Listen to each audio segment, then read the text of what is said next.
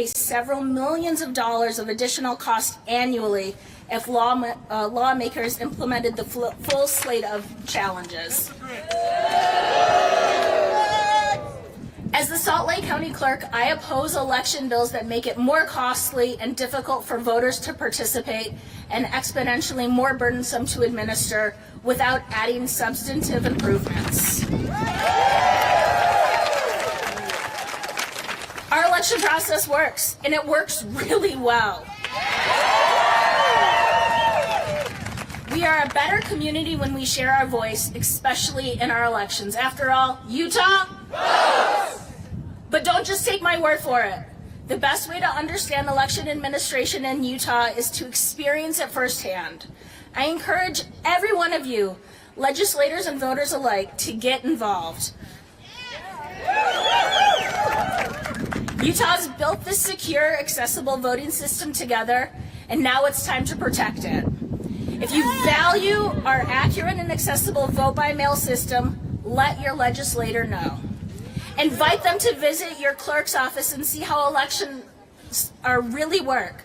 If we make informed decisions together, we can safeguard our elections and the investment we made in them for generations to come. After all, Utah, Utah, Utah. Thank you very much.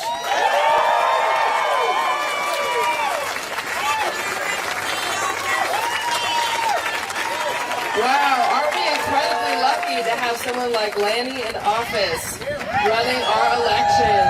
Thank you. Wow. Amazing. Next up, we have Marin Decker. Marin Decker is a board member of the Utah Civics Project, a nonprofit creating bite-sized civic lessons on social media to inform Utah voters. She's a freelance writer, a former public information officer, and a former journalist. Let's welcome Marin.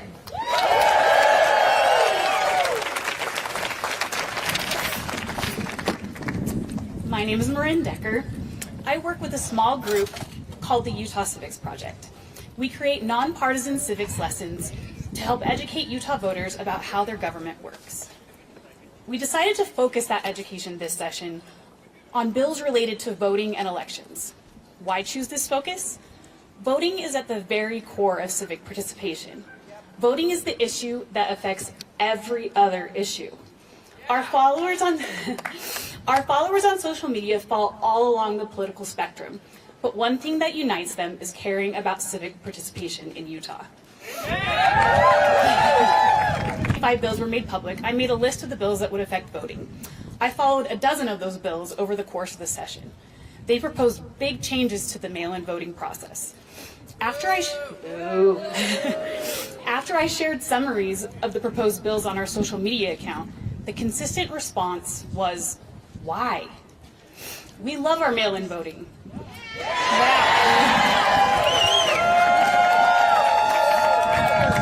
Why do they want to change it? What is the problem? I was also confused. I knew that more than 96% of ballots cast in recent Utah elections were vote-by-mail ballots. I tried to determine the answer to this question. I focused on HB 300, the main voting bill. HB 300's sponsor began by saying in a committee hearing that we had big problems with our elections. Yet, during the discussion, he never had a good explanation as to what those big problems actually were. As the process continued, the public flooded legislators with emails, and the county clerks spoke up about the problems they saw. The bill changed to reflect that feedback. As HB 300 moved to the Senate floor, the sponsor and others acknowledged that Utah has a great election system. Yet, they still seemed determined to make a change, despite voters and election clerks saying it wasn't needed. Speeding up ballot counting and increasing security seemed to be the sponsors' main concerns, and they thought that requiring voters to opt in to receive a mail-in ballot and the addition of a 4-digit code was the solution. Despite feedback that the changes weren't likely to have that result, the bill passed. I shared this news on our social media posts and again received the same response in messages and comments. Why? Utahns are confident in our current system. which automatically mails ballots to all registered voters. Utahns believe that vote by mail is secure.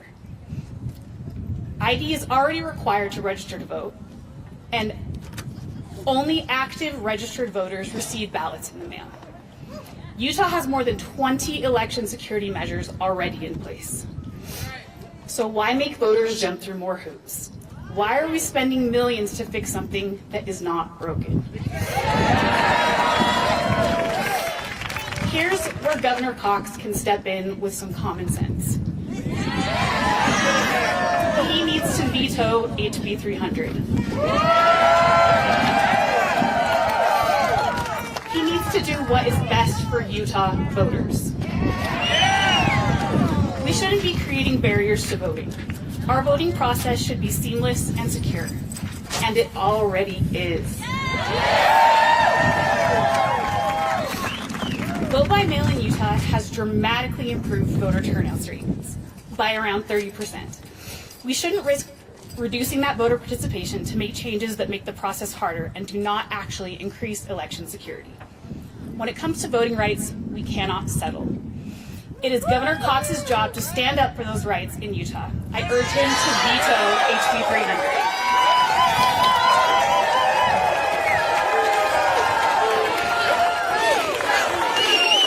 Thank you, Marin. Yes, veto. All right. Our next speaker is Linda Smith. Linda is a lawyer and professor emerita from the University of Utah S.J. Quinney College of Law. For anyone who watched any of the committee hearings on the judicial bills this session, you will recognize her persuasive testimony, incredible expertise, and passion for justice. Let's give it up for Linda.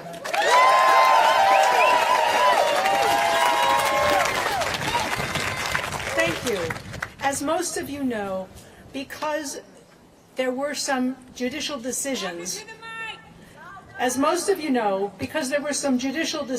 that the legislature did not like, they decided they needed to discipline and remove some power from the judiciary. With a bevy of bills. It was unprecedented that the courts themselves, the justices of the Supreme Court and the Judicial Council had to step up and say, this is a problem of separation of powers. Fortunately, the worst bills did not go forward. The bill that would have provided for a SAR chamber to review judges and then put on the ballot which judges to vote against from a legislative position. The bill that would have required a 67% favorable rating, and the bill that would have packed the Supreme Court with additional justices. And some other bills were improved over the process, but there still are some bills that you should ask the governor to veto. The worst of these is SB 203, Judicial Standing Amendments. This bill seeks to place limits on standing, the right to sue. Now, this is a little technical, but standing is a judicial doctrine about who gets to go to court. There's no place for the legislature to start cutting back on who gets to go to court. However, this bill does say that third-party standing is going to be limited. Now, third-party standing is when Planned Parenthood doesn't just represent itself as a provider of abortions, but represents its patients as people needing abortions. The new bill says that Planned Parenthood, for instance, could only represent its patients, for instance, if it would be impossible, if there could be no way for the patients to represent themselves. That's not the standard. That's not the current standard. It's not the standard used in federal court. Currently, there has to be some genuine obstacle for a party to represent a third person.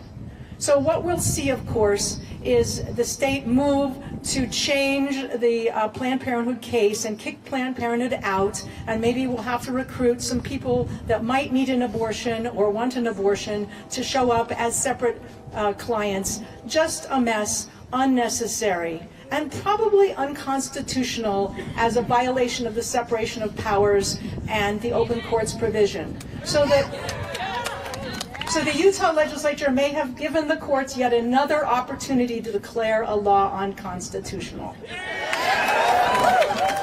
Then there are a couple other bills that are not quite so bad, but are sort of dumb. SB 204, the right to appeal amendment. It says if the court issues an injunction that a law is unconstitutional on its face, then the legislature, the state, has the right to appeal. Well, right now, they can ask the courts for permission to appeal such an interlocutory order, and they have, and the courts have given permission. So there's no need for this other than to insult the courts. Then there's Judicial Amendment SB 296 that provides that the governor, not the justices, shall choose the Chief Justice. Again, this is just an insult to the judiciary. One of our representatives, Andrew Stoddard, made an attempt to make an amendment that the judiciary would select the president of the Senate and the Speaker of the House. But that amendment failed. Finally, SJR 9, Joint Resolution Amending the Rules of Civil Procedure, sets up a funny timeline, a hurried up timeline for anyone seeking to enjoin to stop an unconstitutional law from going into effect. It won't really harm the prepared litigants. It'll just make them rush a little more and maybe not have quite as good an argument for the courts to hear. And it may make the unprepared litigants have to wait until the law is in effect. Again, not a necessary or useful change to our law. These laws all unhelpfully intrude into the judiciary's authority to determine the law, establish and follow procedures, and administer themselves. Governor Cox, there are better ways to deal with disagreements. The true harm of these bills that attack judicial independence is they will damage the quality of our courts. Currently, we have an excellent selection system and retention system. We have some of the best courts in the country. Who wants to leave a high-paying job as a private attorney and become a judge if all you're going to get is this kind of respect? What we're asking for here is, what the legislature is asking for here, is to denigrate the quality of our judiciary, which will hurt the entire state and our business people. Governor Cox, please take leadership in showing respect for this third co-equal branch of government, the judiciary, and veto all of these bills. Thank you.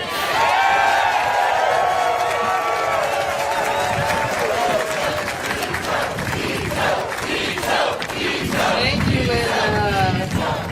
Thank you. Our next speaker will be Ryan Bell. Ryan Bell is a board member of Better Boundaries, the nonprofit that ran Prop 4 in 2018 and created an independent redistricting commission for Utah. He is deeply committed to getting fair representation for Utah so our voices can be heard. Let's see what Ryan's got for us.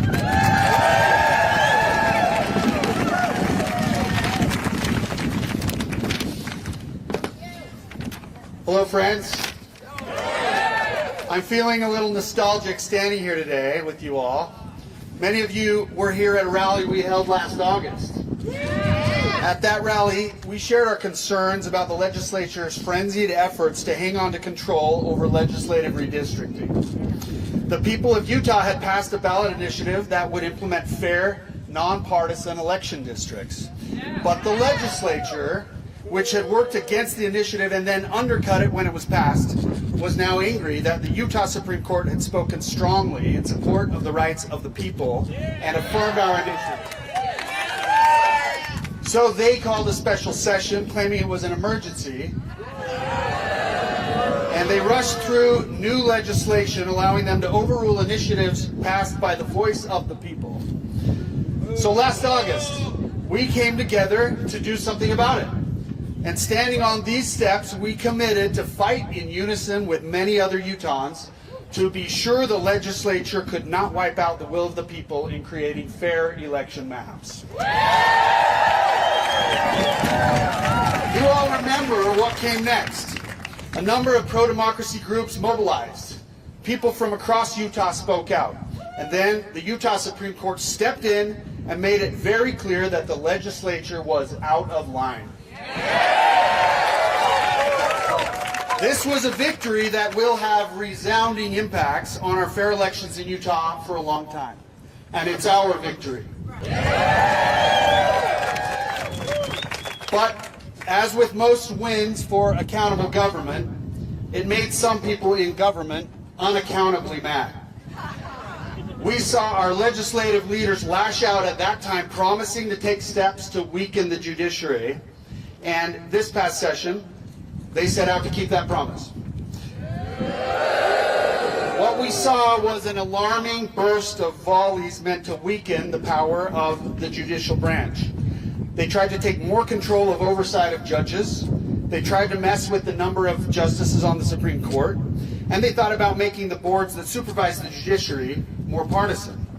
And they passed a bill putting the appointment of the Chief Justice in the hands of the political branches. None of these moves are neutral, and none of these moves were requested by the courts or by the bar or by the people who benefit from the court's work. And I can tell you as a lawyer who practices regularly before the courts, these are fixes to problems no one was complaining about. In fact, Utah's judicial system is widely respected across the country and includes judges that consistently do their very best to properly apply the law. There really is no reason for the legislature to have pushed these new policies, except that sometimes our Utah judges have decided cases against what the legislature wanted. The bills we saw this session represented a stunning effort to create weaknesses in one of the few institutions that has been effective at keeping legislative powers in check. So, how much does it mean for the judiciary and for the state of Utah that so many people came forward, spoke out, and defeated and watered down so many of these proposed statutes? I hope we can reflect for a moment on the effect of this work, your work, which not only sends a signal to the legislature that they can't just knock down their co-equal branches of government, but also to the justices of the Supreme Court and to the many judges in our state that the people support them in their valuable work and in their wise protection of the separation of powers in Utah's government. To those who joined in the battle to defeat these bills and water down many others, congratulations and well done. But sadly, and you all know this refrain very well, the fight is not over. This is not a time to rest, but to consolidate our strength, loop in our neighbors, and keep up our important work. There are wins yet to be had. We are asking the governor to veto SB 296 and the several other bills that passed that are anti-voter. And we are still fighting and will continue fighting to secure fair election districts and greater accountability to the people. We're grateful to all of you for your successful work to ensure accountable government, and we look forward to completing the fight for fair election districts and for strong initiative rights for the next decade and beyond. Thank you all.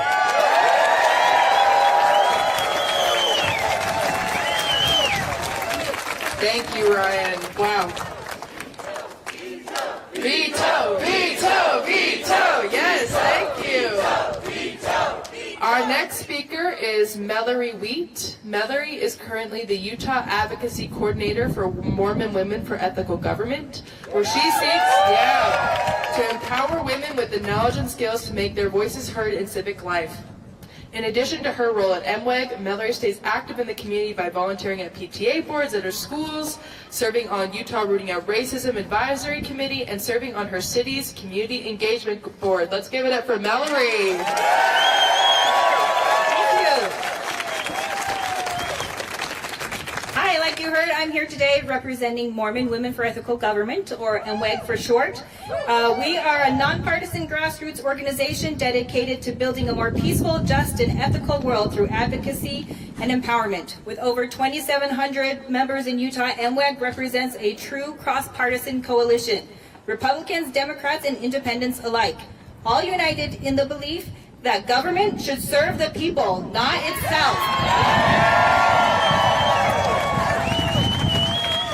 As you've heard today, this legislative session, we saw an effort to consolidate power. We saw the legislature attempt to limit local government, to restrict the power of the courts, and to make it harder to vote. They also made direct attacks on one of the most powerful tools that we have as Utah citizens. That is the ability to create laws through ballot initiatives. MWEG believes that political structures and electoral systems should be designed to maximize participation and provide equitable access to all citizens. But instead of encouraging civic engagement, our legislature has chosen to create more barriers, making it harder for the people of Utah to have a voice in shaping their own future through voting and citizen initiatives. Citizen initiatives are one of the most democratic tools we have. They allow us, the people, to address issues that the legislature hasn't addressed. They give everyday Utahns, not just politicians, the power to shape the laws that govern our lives. Since 1900, the initiative power has been a fundamental right of Utahns, and it is a right that is wildly popular. Poll after poll shows that between 75 to 85% of Utahns support our ability to bring initiatives to the ballot, because they know that this power belongs to the people, not the politicians.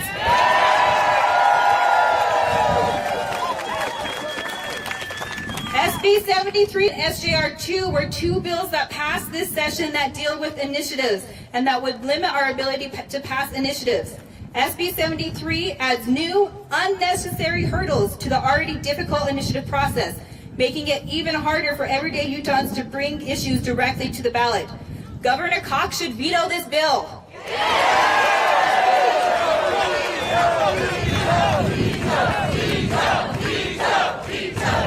SJR 2 goes even further by requiring a 60% supermajority for any citizen initiative that includes a tax increase. When the legislature raises taxes, do they require a 60% vote? No! They are trying to hold citizens to a higher standard than they do themselves. Here's the good news. Like you heard, we fought back, and a lot of the bad bills that were introduced either got watered down or didn't go anywhere. So congratulations. Thank you. Thank you everyone here for speaking up and for emailing and writing. This is what happens when citizens take action. This is the strength of unity and collective advocacy. And this is why we must keep going. We need to start working now to defeat SJR 2, because SJR 2 is a constitutional change. It will appear on our ballots in 2026, and the Utah citizens will have the last and final say on this. While some threats have been stopped for now, we know they will try again, and that is why we must stay engaged, stay active, and continue holding our legislators accountable. Let's continue to show up and speak out. Thank you.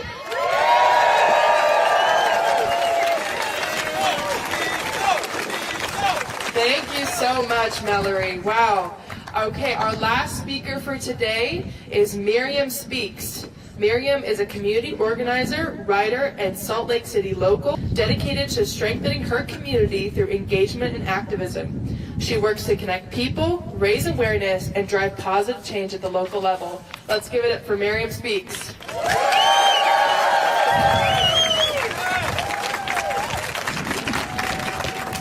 Thank you. I was invited here today by Ignite Utah. Give it up. They've done amazing at keeping me informed and aware. Is this better?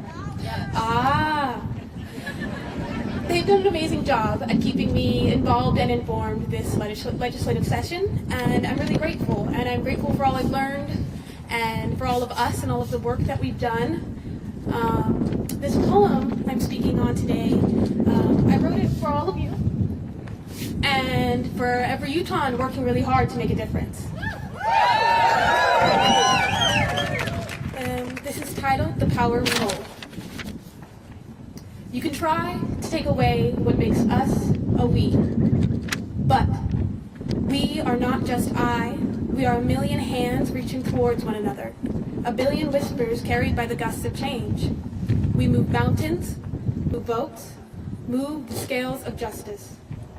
I think of sand, how it was once stone, how we were once boulders, how the weight of what's wrong should be crushed under the weight of what's right. In these moments, we are boulders once again. Not just sand, not just pieces, undivided. Together, we are solid.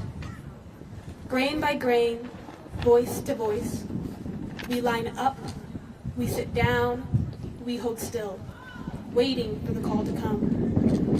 Then we march down, we up, we take note, we step forward, step again, and step back until the ring of what shattered is just an echo.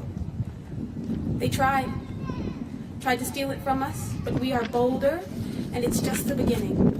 Because when they attack our right to choose, our right to speak, our right to decide, we remember who we are. We are solid. These moments won't be televised, tweeted, or TikToked, for there is no format to contain the generations of strategic change. No, these battles are fought in the hearts of the people, in the quiet holes of the Capitol, in the calls we make, in the votes we cast. This ongoing, unbroken affirmation to the path of liberty. We are not a fleeting trend, not a hashtag or a moment. We are a nation in progress.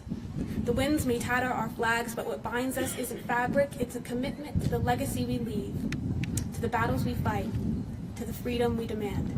Thank you.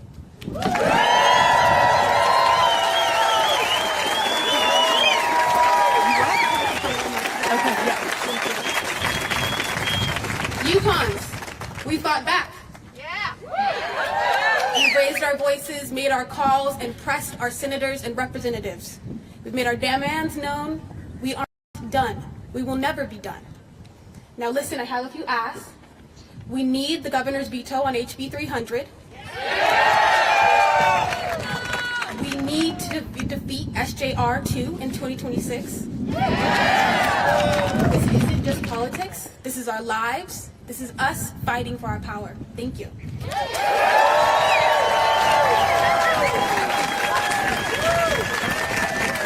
Wow, thank you, Miriam Speaks. That was amazing. Beautiful, beautiful poem. I just want to wrap up and say one last thank you to all of our excellent speakers. Thank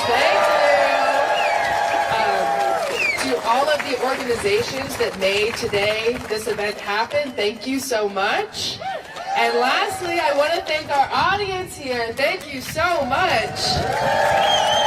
Yes, you continue to show up to protect democracy in Utah. Every action you took these last few months, by calling or emailing your legislators, by testifying in committee, by just updating your friends and family, made an impact up on the here, I promise you. And it helped the organizations like Let Utah Vote continue our work. While the legislative session may be over, we still have opportunities to make a difference. We've heard today a couple things. First, we will prepare to defeat SJR 2 on the ballot in 2026. You will have a chance to vote against this and to protect the power of the people. Second, we will continue to stay engaged.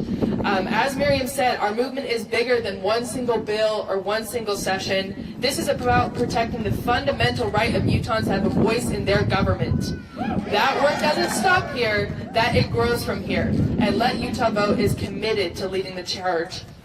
Lastly, we call on Governor Cox to veto any bill that restricts vote-by-mail access, undermines judicial independence, or creates barriers to citizen-led ballot initiatives. Okay, I have a fun exercise for us. I'm going to call out a ballot name, and I want you to respond by yelling veto. It's a quick list of 6 or so bills. So, are we ready? Yeah! Okay, HB 300! Veto! HB 412!